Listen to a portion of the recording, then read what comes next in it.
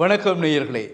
இலங்கை ஜனாதிபதி தேர்தலில் ஜனாதிபதி வேட்பாளராக இருக்கக்கூடியவர்கள் முன்னாள் ஜனாதிபதிகள் இவர்களுக்கான பிரத்யேகமான ஒரு பாதுகாப்பை வழங்க வேண்டிய கட்டாயம் ஏற்பட்டுள்ளதாக அமைச்சரவைக்கு அறிவித்திருக்கின்றார் ஜனாதிபதி ரணில் விக்ரமசிங்க. அந்த அறிவிப்புக்கு காரணம் என்ன என்று நாங்கள் பார்க்கிற பொழுது அவரே சொல்லியிருக்கின்றார். அண்மையில் அமெரிக்க ஜனாதிபதி தேர்தல் பிரச்சார கூட்டத்தில் பென்சில்வேனியா பகுதியில் டொனால்ட் ட்ரம்ப், முன்னாள் ஜனாதிபதி டொனால்ட் ட்ரம்ப் மீது ஒரு இளைஞர் துப்பாக்கியால் சுட்டார். அந்த சின்னம் அவருடைய காதின் வலது பக்க காதின் மேல் துளையை துளைத்து கொண்டு சென்றது. அந்த பயங்கரமான சம்பவத்தை அடுத்து தான் ஜனாதிபதி வேட்பாளர்களாக இருக்கக்கூடியவர்களுக்கு பாதுகாப்பு என்பது முக்கியத்துவம். பிரச்சார கூட்டங்களில் எதுவும் நடக்கலாம். அதற்கு அமெரிக்காவில் நடந்த இந்த சம்பவம் ஒரு கண்கூடான விடயமாக இருக்கிறது.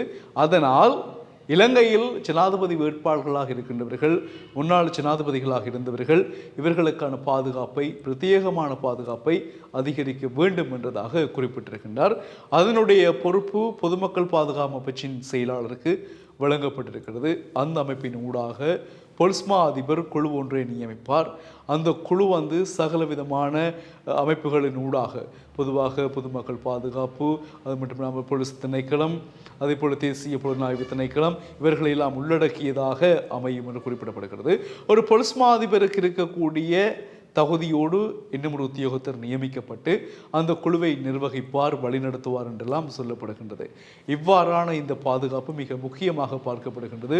ஜனாதிபதி தேர்தல் பிரச்சாரங்கள் இலங்கையில் அமோகமாக இடம்பெற காத்திருக்கிறது. ஒரு பக்கத்தில் ரணில் விக்ரமசிங்க ஐக்கிய தேசிய கட்சி சார்பில், ஐக்கிய மக்கள் சக்தி சார்பில் சஜித் பிரேமதாச, தேசிய மக்கள் சக்தி சார்பிலே அனுரகுமார் திசாநாயக்க, இப்பொழுது மொட்டு கட்சியும் ரணிலுக்கான அழைப்பை விடுத்திருக்கிறது. கட்சி வேட்பாளரை இன்னும் அவர்கள் உத்தியோகபூர்வமாக வெளியிடவில்லை. இவ்வாறான சூழ்நிலையில் இன்னும் சொற்ப நாட்களில் அதற்கான வேலை திட்டங்கள் ஆரம்பிக்கப்படும் என்பதாக அறிய முடிகிறது.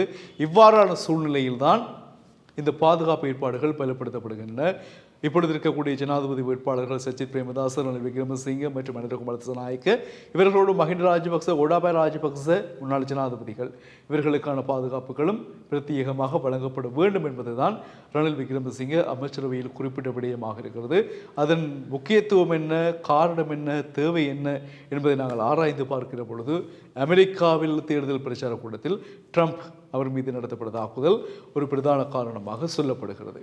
எனவே பாதுகாப்புகள் பலப்படுத்தப்பட்டு தேர்தல் பிரச்சார கூட்டங்கள் வைக்கப்பட்டாலும் மக்களினுடைய நிலைப்பாடு என்ன என்பதுதான் தேர்தலில் வெளிப்பட வேண்டிய முக்கியமான விடயம்.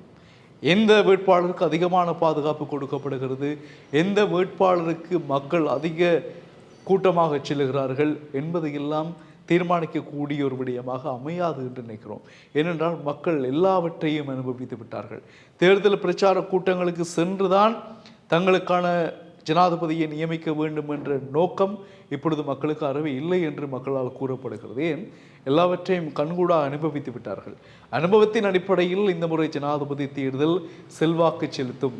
இந்த முறை இலங்கையில் இடம்பெறுகின்ற ஜனாதிபதி தேர்தல் மக்களின் அனுபவத்தின் பால் வெளிப்படுகின்ற ஒரு திறனாக அமையும் என்பது அநேக மக்களினுடைய கருத்தாக இருக்கிறது. பொறுத்திருந்து பார்ப்போம். இலங்கையினுடைய ஜனாதிபதி தேர்தல் எந்த விதமான முடிவை கொண்டு வரப்போகிறது என்பதை இந்த வருட இறுதிக்குள் அதற்கான தீர்வை நாங்கள் பெற்றுவிடுவோம். அடுத்த வருடம் புதிய ஜனாதிபதியோடு நாடு பயணிக்கும். மீண்டும் சந்திப்போம். வணக்கம் உறவுகளே.